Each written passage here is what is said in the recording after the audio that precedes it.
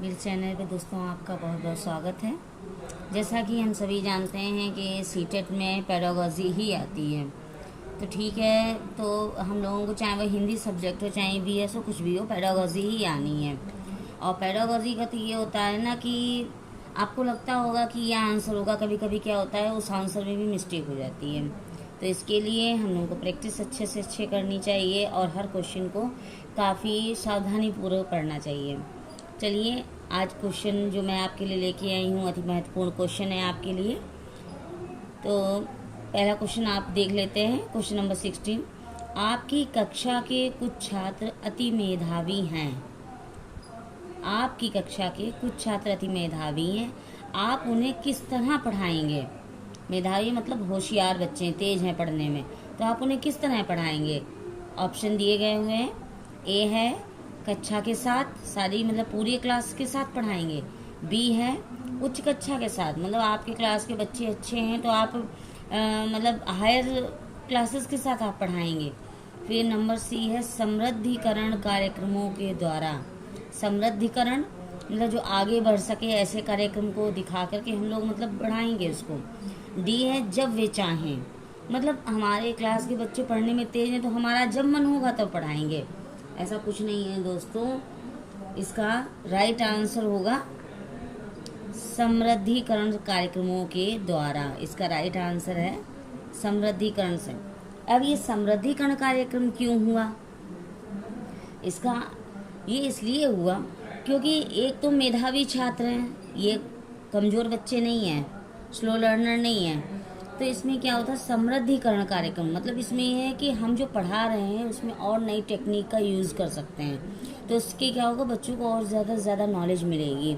ठीक है, इसके साथ आगे दूसरे क्वेश्चन पे आते हैं। जॉन डीवी द्वारा समर्पित लैब विद्यालय के उदाहरण हैं। जॉन डीवी द्वारा समर्थित लैब विद्यालय के उदाहरण हैं। ए है पब्लिक विद्यालय, नंबर बी है सामान्य विद्यालय, नंबर सी फैक्ट्री विद्यालय और नंबर डी है प्रगतिशील विद्यालय।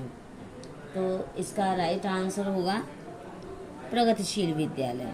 ठीक है, ना ही पब्लिक है ना सामान्य है ना ही फैक्ट्री है, लेकिन प्रगतिशील है, मतलब जो आगे की तरफ विद्यालय बच्चों को ले जाए, जिनकी प्रगति कराए, वो प्रगतिशील विद्यालय।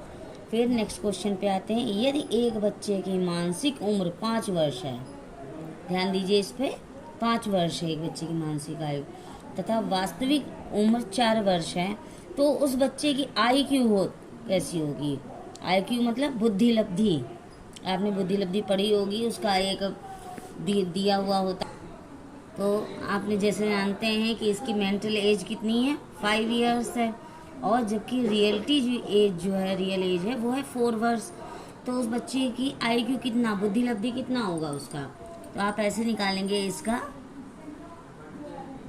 ऐसे करके, और MA इंटू ये, MA क्या हो गया, मेंटल एज हो गया, और CA क्रोमोलॉजिकल एज हो गई है।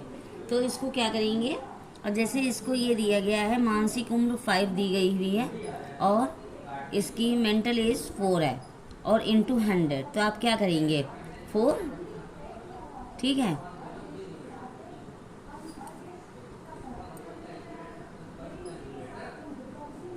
सॉरी 5, 25 आएगा, जब इसको हम लोग कटिंग करेंगे तो इसको आ जाएगा।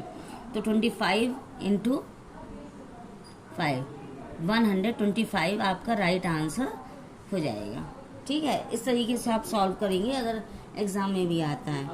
फिर अगले क्वेश्चन पे आते हैं। सामाजिक अधिगम का सिद्धांत निम्नलिखित में से किस घटक पर बल देता है?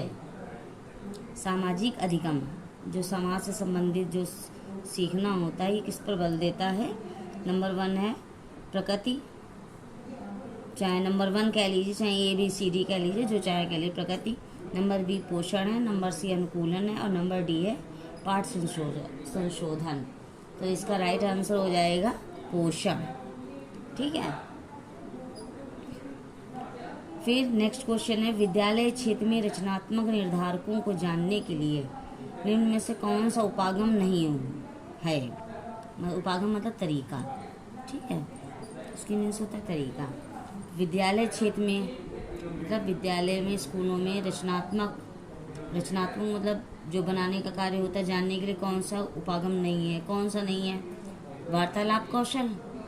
फिर है बहुविकल्पीय प्रश्न। नंबर सी है परियोजना कार्य और नंबर डी है मौखिक प्रश्न। तो इसका राइट आंसर हो जाएगा 20 का बी, बहुविकल्पीय प्रश्न। यह विद्यालय में रचनात्मक निर्धारकों को जानने के लिए ठीक उपागम नहीं है। फिर नेक्स्ट क्वेश्चन पे आते हैं। ज्ञानात्मक विकास नकल पर आधारित ना होकर खोज पर आधारित होता है। ये तो दोस्तों बिल्कुल सही ही बात कही गई है। अगर हम लोगों को सच्ची नॉलेज चाहिए तो नकल पर आधारित नहीं हो सकती, वो खोज पर आधारित होती है। ठीक है, ये खोज पर आधारित होती है। ऑप्शन आपके सामने दिए गए हैं। नंबर 1 जीन पियाजे, फिर हैं कोहलबर्ग हैं, फिर सी स्किनर है और डी है वाटसन। तो इसका राइट आंसर हो जाएगा जीन पियाजे का सिद्धांत है। तो ये क्या करना है, ये खोज पे बल दे रहे हैं कि मतलब ये नहीं है कि कहते हैं ना पकी पकाई खिचड़ी खा लें, ऐसा कुछ नहीं है। ज्ञानात्मक विकास मतलब आपको जो आपने खोज की उसमें आपको ज्ञानात्मक विकास होना ही चाहिए। ये नकल पर नहीं होनी चाहिए कि हमने किसी की भी उठा करके नकल कर ली है। ठीक है, फिर नेक्स्ट क्वेश्चन है, इनमें से कौन सा अनुच्छेद यह कहता है कि धर्म और भाषा के आधार पर आधारित अल्पसंख्यक अपने अनुसार शिक्षण संस्थानों को स्थापित कर सकते हैं तथा चला सकते हैं। ऑप्शन दिए गए हैं अनुच्छेद 29 भाग 1, अनुच्छेद 29 बी भी दिया गया, अनुच्छेद 30 भाग 1, अनुच्छेद 30 2। तो इसका राइट आंसर हो जाएगा सी।